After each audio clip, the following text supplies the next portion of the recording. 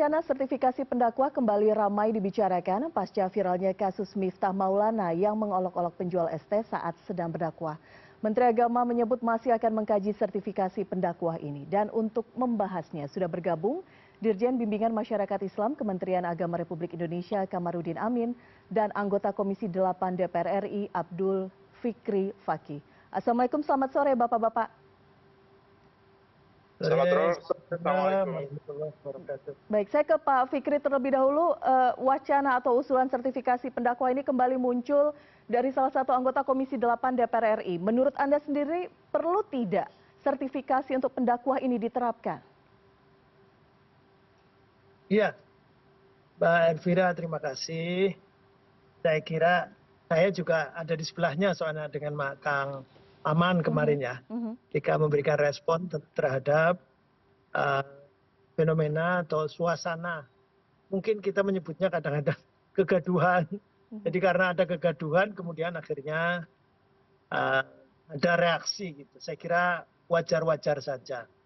Hanya tentang sertifikasi, sebetulnya kalau sertifikasi secara umum itu kan bagus ya.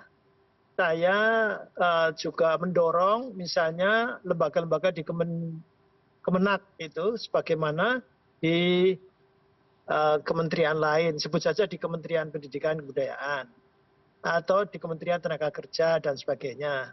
Itu sertifikasi ini biasanya dikaitkan dengan kompetensi. Tetapi juga harus ada standar kompetensi kerja nasional Indonesia seperti profesi lain atau seperti bidang kerja lain. Jadi ada SKKNI. Hanya masalahnya adalah ini masalah drama dakwah. Dakwah itu kan da'a yad'u artinya mengajak. Nah kalau mengajak ini kan dalilnya siapa saja punya dalil cuma satu ayat saja wajib untuk bisa mengajak orang lain untuk berbuat baik. Kalau kemudian untuk membatasi, ini nampaknya terulang diskusi yang lalu, diskusi zaman Orde Baru, kemudian zaman reformasi ini juga ketika mengingat peristiwa terorisme 911 misalnya BNPT mengusulkan atau memunculkan wacana sertifikasi dai atau penceramah ini, sehingga akhirnya salah satu yang merespon waktu itu ada NU, ada Muhammadiyah salah satunya sekarang jadi menteri, malah jadi menteri Dikdasmen. Sekali lagi kalau itu nanti tidak produktif kalau kemudian untuk melarang-larang, tetapi kalau untuk mendorong kompetensi, memberikan stimulan supaya orang lebih punya otoritas, jadi memberikan pelatihan, kemudian setelah pelatihan ada ukuran untuk mendapatkan sertifikasi, saya kira ini bagus-bagus saja.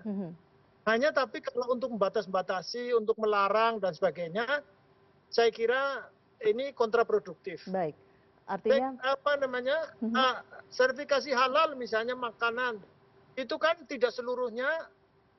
Sekarang ini ada sertifikasi halalnya, ada label halalnya. Kenapa? Karena untuk halal itu ada prosesnya, ada prosedurnya, ada biayanya dan sebagainya. Nah ini sertifikasi kan juga begitu. Bahkan kalau sertifikasi kompetensi yang tadi saya sebut di depan, yang ada SKKNI-nya, itu nanti malah berdampak kepada pemerintah harus menyediakan risiko kompensasinya. Begitu Mbak Elvira. Jadi artinya saya tangkap Pak Fikri sepakat tapi tidak untuk melarang atau membatas-batasi, begitu ya Pak ya. Saya ke Pak Kamarudin sekarang. Betul. Menteri Agama mengatakan masih akan mengkaji usulan ini, tapi seperti tadi disampaikan oleh Pak Fikri, harus jelas aturan mainnya seperti apa, kompetensi apa yang akan didorong, kajian seperti apa yang akan dilakukan Pak? Ya, Assalamualaikum, Bismillahirrahmanirrahim. Jadi begini, sebenarnya terkait dengan sertifikasi penceramah ini, memang kita harus melihat masalah ini secara utuh ya, secara luas, mempertimbangkan kondisi sosiokultural bangsa Indonesia ya. Sebenarnya kita ini kan sudah melakukan pelatihan dakwah sebenarnya, pelatihan dai yang kemudian setelah itu kita berikan sertifikat. Jadi Kementerian Agama sudah memberikan sertifikat kepada sekitar 12.000 dai ya, yang kita sebut sebagai dai kebangsaan. Nah, mereka ini diberikan kompetensi pertama wawasan kebangsaan, kemudian nasionalisme, dan juga tentang pemahaman keagamaan yang moderat. Jadi seorang penceramah, seorang dai tidak hanya harus memahami agama dengan baik, tapi juga harus memahami paham tentang konstitusi. Karena agama itu tidak diterapkan di ruang hampa, harus melihat kondisi bangsa kita yang sangat plural, yang sangat majemuk. Sehingga sebenarnya Kementerian Agama itu sudah melakukan beberapa hal terkait itu. Misalnya, Menteri Agama sudah membuat edaran tentang tata cara, tata kerama, atau kode etik ya pelaksanaan ceramah di rumah-rumah ibadah misalnya, itu kita sudah punya.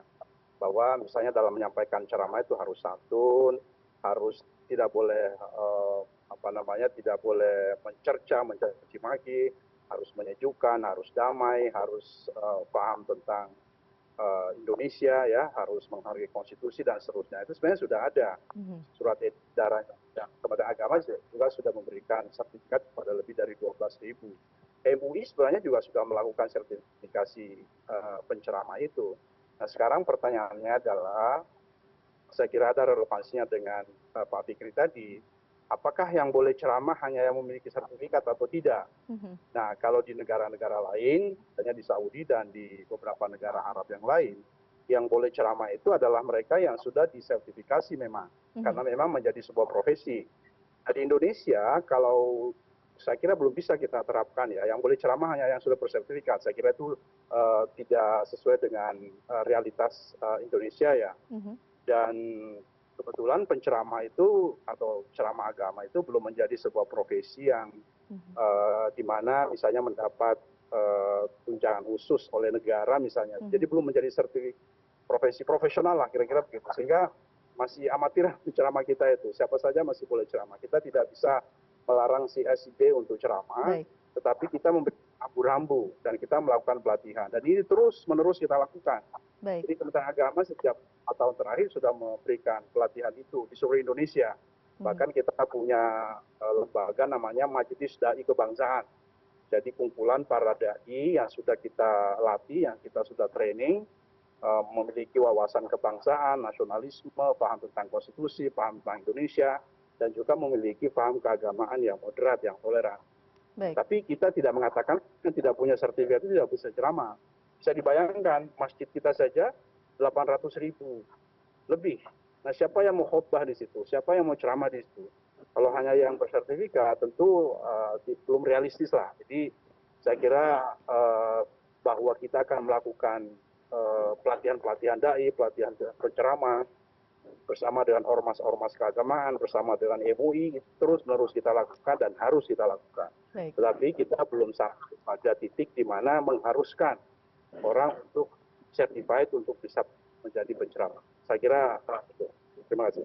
Baik, berarti usulan untuk sertifikasi itu sudah dipastikan tidak akan dilanjutkan kajiannya oleh Kementerian Agama? Sudah berjalan sebenarnya, sudah berjalan.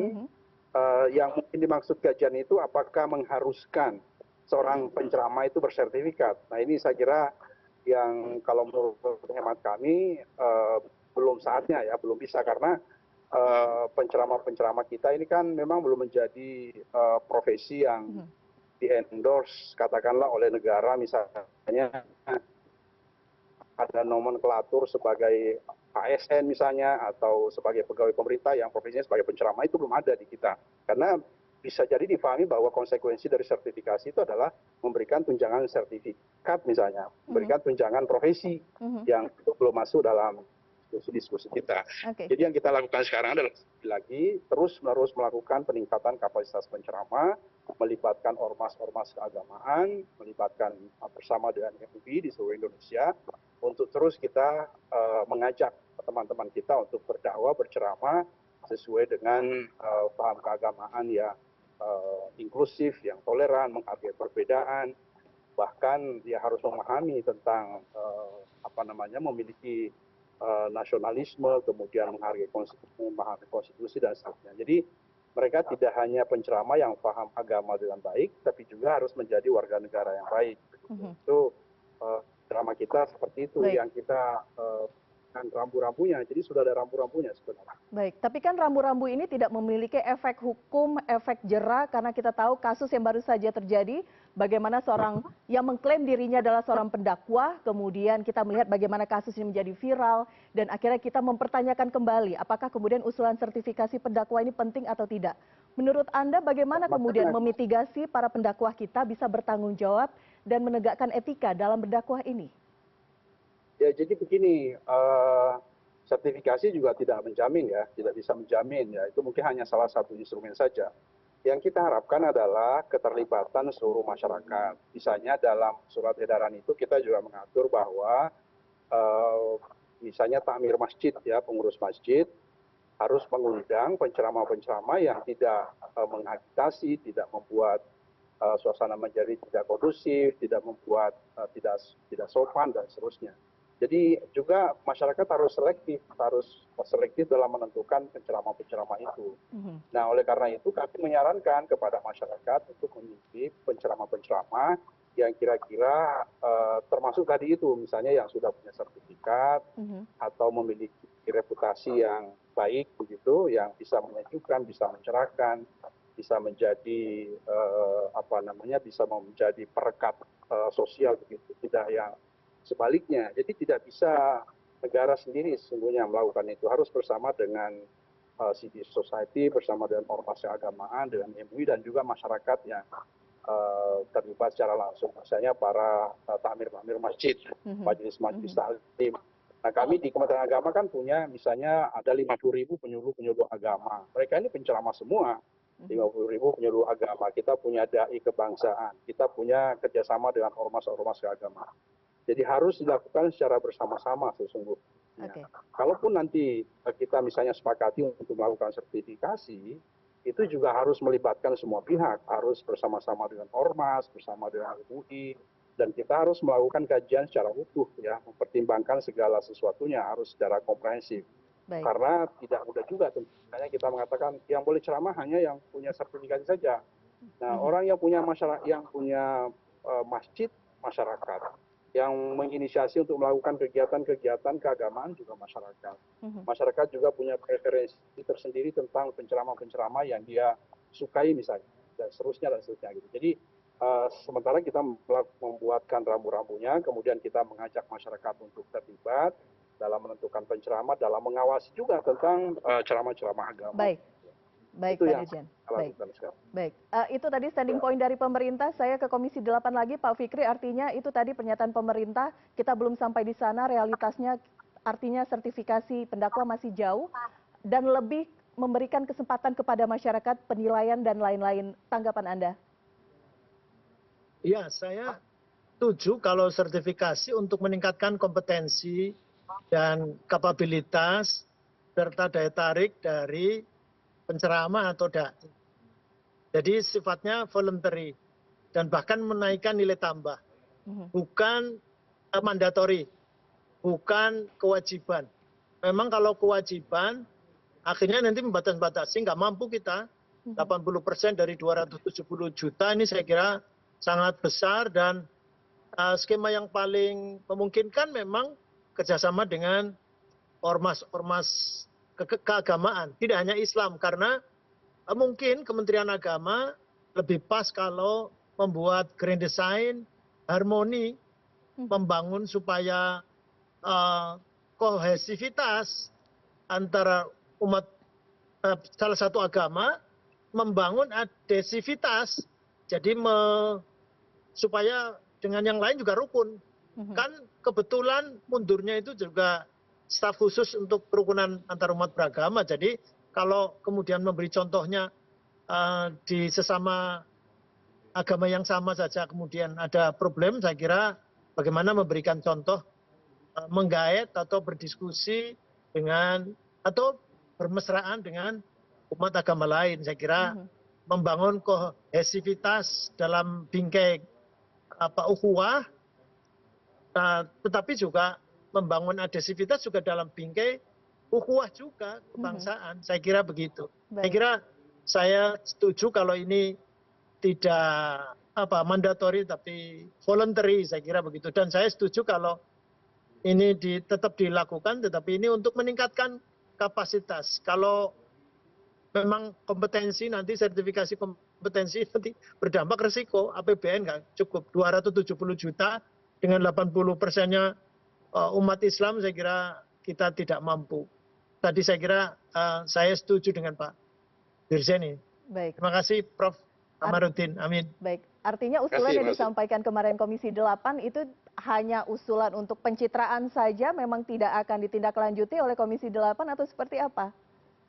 Bukan begitu, saya memahami tadi, saya kira kita ini ya perlu direspon hal-hal seperti itu. Tadi kan bagaimana kita mau memberikan contoh, kan himbauan dari Presiden, kita harus bisa menjadikan contoh, menjadi contoh mulai dari diri kita. Nah kalau penceramah seperti itu, sehingga akhirnya dimunculkan wacana sertifikasi. Nah sertifikasi itu menjadi relevan ketika untuk menaikkan kapabilitas, menaikkan kompetensi. Saya kira seperti itu. Jadi kalau sertifikasi untuk menaikkan kompetensi, dan itu perlu dipikirkan serius saya kira.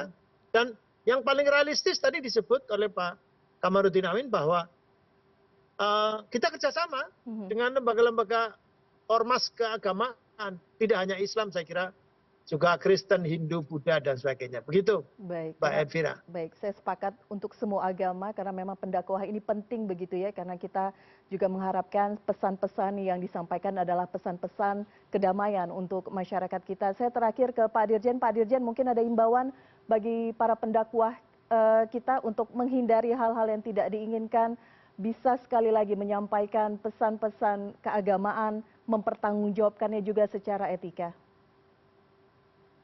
Ya, betul sekali. Jadi seorang penceramah harus memberikan kesejukan, seorang penceramah harus menjadi instrumen kohesi sosial, harus menghargai perbedaan, harus santun, tidak boleh mencaci maki, nilai-nilai agama harus direfleksikan, harus memberi keteladanan lah, kira-kira begitu. Jadi jangan sampai ceramah agama justru sebaliknya ya, menciptakan friksi-friksi di tengah masyarakat, ya membuat kegaduhan dan seterusnya. Ini sebenarnya sudah dibuat dalam surat edaran Menteri Agama dan sudah disebarkan secara masif, secara luas. Kita juga terus-menerus melakukan sosialisasi, mengajak masyarakat untuk sekali lagi mari menjadi penceramah yang menyejukkan, yang mencerahkan, dan menciptakan kedamaian di antara kita ya, di antara masyarakat. Terima kasih. Baik, dan juga harus menjadi contoh teladan di masyarakat. Pak Dirjen, terima kasih. Pak Fikri, terima kasih sekali lagi sudah berbincang bersama kami di CNN Indonesia Newsroom. Selamat sore. Assalamualaikum. Terima kasih. Terima kasih. Selamat sore. Assalamualaikum.